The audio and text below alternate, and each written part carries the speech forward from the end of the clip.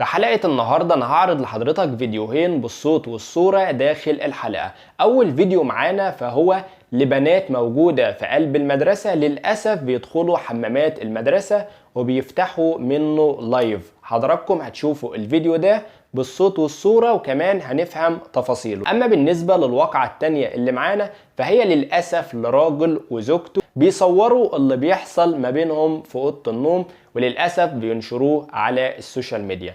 هنشوف الفيديوهين دول بداخل الحلقة وكمان هنفهم تفاصيلهم. أتمنى أن حضراتكم تكملوا معانا الحلقة للنهاية وياريت لو تحط لايك للفيديو. تعالوا بقى دلوقتي نشوف أول واقعة معانا ونرجع نفهم تفاصيلها.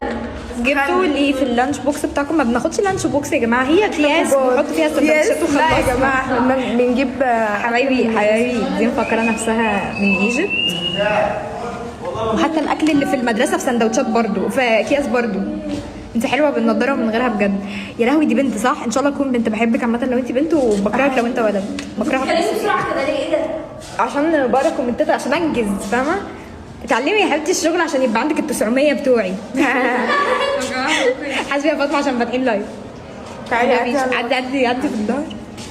طب انا هبقى معاك. كل حد هيجي هنحذره بقى. انا بحاول اغطيها. هبقى معايا ان انا ماشي. لا انا مغطيه يا جماعه. استنوا يا جماعه، في واحده عامله ماركتنج. انا بعمل اكل بيتي مصري مستوى واكل جاهز للتسويه، بوصل القاهره والجيزه. رجاء المتابعه اعملوا لها فولو معلش عشان خاطر انا اللي بعدي من ورا. السلام عليكم.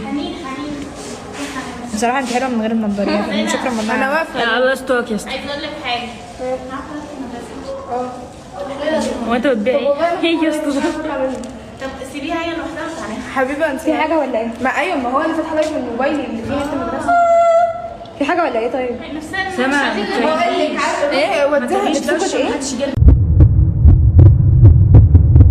ده أول فيديو معانا زي ما شفتوا كده حضراتكم، البنات فاتحة لايف من قلب حمامات المدرسة. طبعا الفيديو ده أنا عرضه لحضراتكم علشان بس عندنا منه كذا رسالة. أول رسالة مننا للبنات نفسها، البنات نفسها اللي فاتحة اللايف من قلب المدرسة. هل حضرتك بالشكل ده شايفة ان انت بعد كده هتقدري تفتحي بيت وهيبقى عندك أولاد وانت حضرتك اللي هتطلعي أجيال من تحت ايدك وانت فاتحالي لايف من قلب حمامات المدرسة؟ هل ده تصرف سوي؟ ده بالنسبة للرسالة الأولى للبنات. أما بالنسبة للرسالة التانية فهي للأب والأم بشكل عام. الأب والأم حضرتك بنتك معاها تليفون، ليه ما بتفتش في تليفونها وبتشوف كل حاجة هي بتعملها؟ ليه تسمح لها أصلا إنها تفتح لايف وتوصل لمرحلة زي كده؟ يعني ياريت نحافظ على أولادنا وياريت نخلي بالنا من أولادنا سواء البنات أو الشباب. ده بالنسبة للفيديو الأول. تعالوا بقى نشوف الفيديو التاني. شايفة نفسك عاملة ازاي؟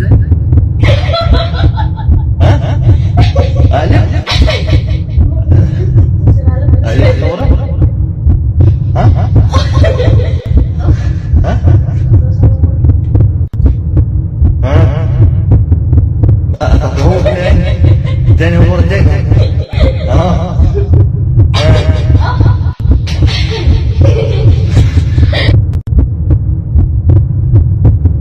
ده المقطع التاني اللي موجود معانا. للأسف زي ما حضراتكم شايفين كده ده زوج وزوجته من قلب أوضة النوم بيصوروا فيديوهات بالشكل ده وبينشروها على السوشيال ميديا. يعني حضرتك في أوضة نومك ليك كامل حرية الاختيار ان حضرتك تعمل اللي حضرتك عاوزه، حتى لو على سبيل المثال هتصور فيديو زي كده وتحتفظ بيه لنفسك سواء ذكرى، رغم ان احنا ما نشجعش على حاجة زي كده، ولكن ان انت تنشره على السوشيال ميديا بالشكل ده هو ده اللي فعلا جهل بمعنى الكلمة. يا ريت فيديو النهارده نستفاد منه، بلاش نتشبه بالغرب. يا ريت كل واحد يكون ماسك على دينه اكتر من كده وبلاش ان احنا نوصل للمراحل اللي زي كده.